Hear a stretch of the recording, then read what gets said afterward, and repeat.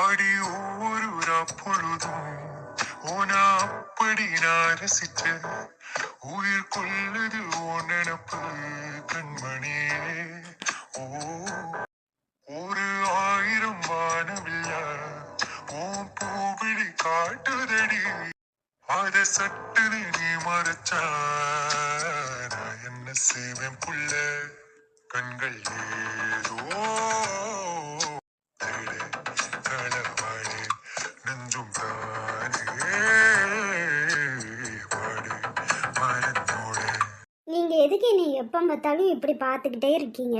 நானும் எத்தனை தடவை தான் இந்த பதில் சொல்றது, உன்னைய பார்த்துக்கிட்டே இருக்கணும் போல இருக்கு. எத்தனை தடவை பார்த்தாலும் எனக்கு சலிக்க மாட்டேங்கி.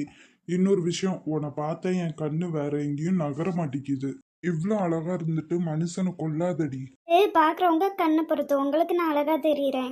ஆமா, இவ்வளோ டைலாக்கா அடிச்சிட்டு இருக்கீங்களே, எத்தனை வருஷம் எக்ஸ்பீரியன்ஸ்? இந்த மாதிரி எத்தனை பொண்ணுங்க கிட்ட சொல்லியிருக்கீங்க? எந்த பொண்ணுங்க கிட்டயும் சொல்லடி, நீ தான் ஃபர்ஸ்ட் அண்ட் லாஸ்ட். அட பொய் சொல்லாதீங்க. ஸ்கூல் காலேஜ்ல ஒரு லவ் கூடவா இருந்ததில்ல? என்னெல்லாம் யார் லவ் பண்ணுவா சொல்லு. உண்மைக்குமா? ஆமா, நீயே சொல்லு, என்னைய யார் லவ் பண்ணுவா? இவ்வளோ கருப்பா இருக்கேன், இப்போ வச்சு கொஞ்சம் பரவாயில்ல, பார்க்குற மாதிரி இருக்கேன். சின்ன பையனா இருக்கும் போதெல்லாம் எப்படி இருப்பேன்னு யோசிச்சு பார்த்துக்கோ. கருப்பா இருந்தாலும் நீங்க அழகா தான் இருக்கீங்க. உங்களை எதுக்கு பொண்ணுங்களுக்கு பிடிக்காது சொல்லுங்க? இதுக்கு முன்னாடி வீட்டில் சொல்கிறாங்கன்னு சொல்லிட்டு பொண்ணு பார்க்க போயிருக்கேம்மா. பொண்ணு பார்க்குறவங்களாம் சொன்னது, சாரி நீங்கள் கருப்பாக இருக்கீங்க, சாரி நீங்கள் கருப்பாக இருக்கீங்கன்ட்டு. ஃபர்ஸ்ட்டு எனக்கு அது ஒரு மாதிரியாக இருந்துச்சு, அதுக்கப்புறம் போக போக பழகிட்டு. யாருக்கு எப்படியோ, ஆனா என்னோட கணக்கு நீங்க அழகா தான் இருக்கீங்க. பொய் சொல்லாதீங்க. அட உண்மைக்குமே நான் பொய் சொல்ல மாட்டேன், தெரியும்ல. உங்களுக்கு என்ன குறை சொல்லுங்க? அவ்வளோ அழகா அவ்வளோ லட்சணமா இருக்கீங்க. அட போங்கங்க. நான் சொன்னா நம்புவீங்களா நம்ப மாட்டீங்களா? நீங்கள் என்ன சொன்னாலும் நான் நம்புவேன். அப்போ கேளுங்க. நீங்கள் அழகா இருக்கீங்க, கலையாக இருக்கீங்க. அதெல்லாம் விட ரொம்ப இம்பார்ட்டண்டான விஷயம், உங்கள் கண் ரொம்ப அழகா இருக்கு. அதாவது சிலவங்களாம் ரொம்ப கலராக இருப்பாங்க, ஓகே ஹேண்ட்ஸமாக இருப்பாங்கன்னு வச்சுக்கோங்களேன். அவங்க கண்ணுலாம் அவ்வளோ அளவுக்கு அட்ராக்டாக இருக்காது. ஆனால் உங்கள் கண் ரொம்ப அழகாக இருக்குது. ஒருத்தவங்க உங்கள் கண்ணை பார்த்தாலே அப்படியே இழுக்கிற மாதிரி இருக்குது. அப்போ உங்களை இழுத்துட்டேனா?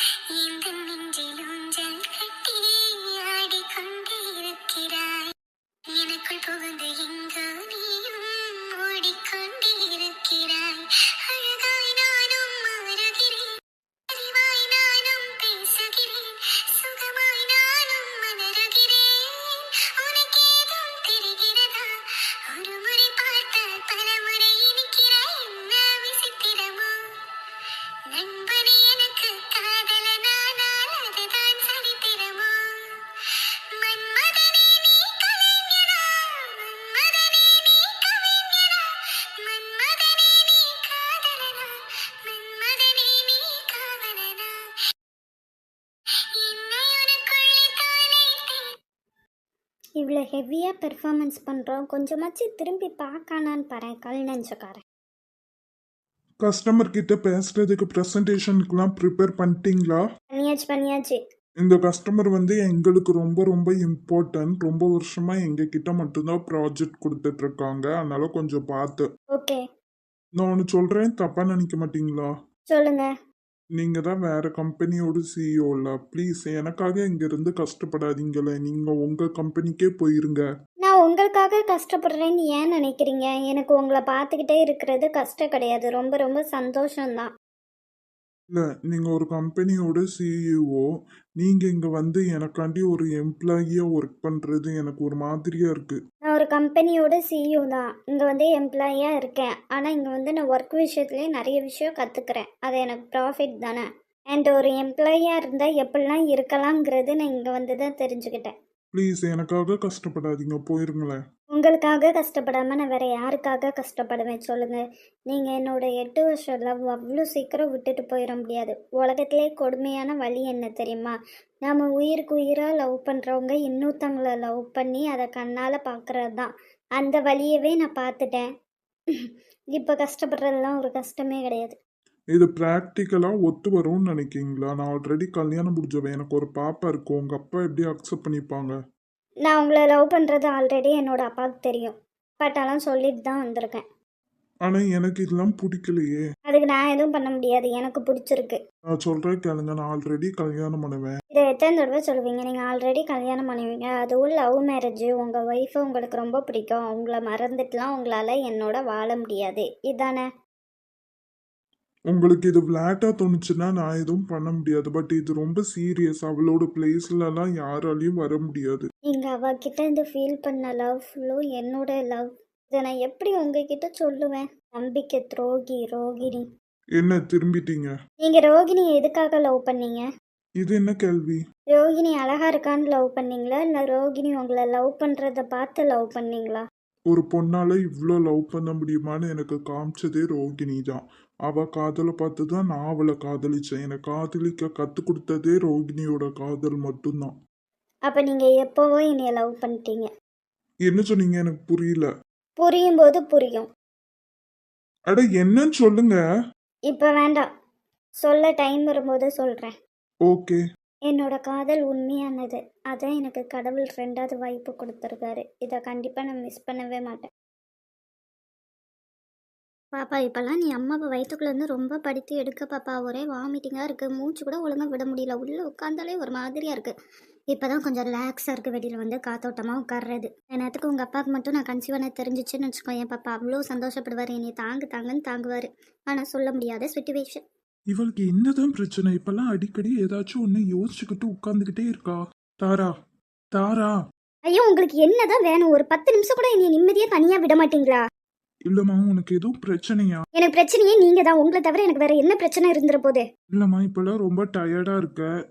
ஒழுங்கா சாப்பிட மாட்டேங்க. நானும் உன்னைய நோட் பண்ணி பார்த்துட்டு தான் இருக்கேன். எதுவும் பிரச்சனையா? கண்டுபிடிச்சிருவாரோ? உன்கிட்ட தானே கேட்குறேன். எப்பா, எனக்கு இருக்கிற பிரச்சனைலாம் நீங்கள் மட்டும்தான். உங்களால் தான் எனக்கு பாதி ஸ்ட்ரெஸ்ஸே வருது. இனிமேல் என் கண்ணு முன்னாடி வராதிங்க, போயிருங்க சொல்லிட்டேன். செல்லக்குட்டி, ஒருவேளை மாமனர் பிரிஞ்சு நீ ரொம்ப கஷ்டப்படுறியா என்ன? அப்படிலாம் ஒன்றும் கிடையாது. அதான் சாப்பிடாம இழைச்சு போறியா? அது எல்லாத்துக்கும் ஒரு லிமிட் இருக்கு. ஓவரா பேசாதீங்க சொல்லிட்டேன். சரி சரி, கூல், கத்தாத. இவளோட மூட் ஸ்விங்ஸை மட்டும் புரிஞ்சுக்கவே முடியலப்பா. சம்டைம்ஸ் நம்ம இதோட அதிகமாக பேசியிருக்கோம். அப்போல்லாம் ஒன்றும் சொல்லாமல் அமைதியாக இருப்பா. இப்போ நான் ஒன்றுமே சொல்லலை. இதுதான் உங்கள் லிமிட்டாங்க. என்னாச்சு இவளுக்கு? சரி தாரா, நான் போயிடுறேன். ஆனால் உனக்கு ஏதாச்சும் பிரச்சனைனா ப்ளீஸ் நீயே மனசுக்குள்ளே வச்சுட்டு இருக்காத. தயவு செய்து என்கிட்ட ஷேர் பண்ணு. நான் என்னால் முடிஞ்ச ஹெல்ப் பண்ணுறேன். போதும் சாமி, கிளம்புங்க இங்கேருந்து. 2 பேரும் இங்கே உட்காந்து பேசிட்டு இருக்கீங்களா? தாரா, உனக்கு என்ன சமைக்கட்டும்? அக்கா, எனக்கு குலாப் ஜாமுன் சாப்பிடணும் போல இருக்கு. எனக்கு குலாப் ஜாமுன் பண்ணி தரீங்களா? இவன் என்ன குலாப் ஜாமுன் கேட்கா? இவளுக்கு ஸ்வீட்டே பிடிக்காது. அதுவும் இவளுக்கு குலாப் ஜாமுன் பிடிக்காத ஸ்வீட்டாச்சே. சரிம்மா. இப்போ பரவாயில்லையா தாரா? வாமிட் வர மாதிரி இருந்துச்சுன்னு சொன்னேன். இப்போ கொஞ்சம் பரவாயில்ல. என்னன்னு தெரியல, ஒரு மாதிரி மீன் ஸ்மெல் எனக்கு கொமட்டிட்டே வந்துட்டு. இவன் இங்கே வந்து மென்டலே ஆயிட்டாளா? அங்கெல்லாம் மீன் வச்சா கிச்சனுக்குள்ளேயே சுற்றிட்டு இருப்பா. அவளோட ஃபேவரட் ஃபுட்டே மீன் தான். இங்கே வந்து இப்படி பண்ணிட்டு இருக்கா. சரிம்மா, நான் லெமன் ஜூஸ் போட்டு எடுத்துட்டு வரேன். கொஞ்சம் அது குடிச்சரியா கொஞ்சம் நார்மலாக இருக்கும். சரிக்கா. ஆதி, உங்களுக்கு எதுவும் வேணுமா? இல்லை, நீங்கள் என்ன பண்ணுறீங்களோ அதுவே பண்ணுங்க. நான் அட்ஜஸ்ட் பண்ணி சாப்பிட்டுப்பேன். சரி ஆதி.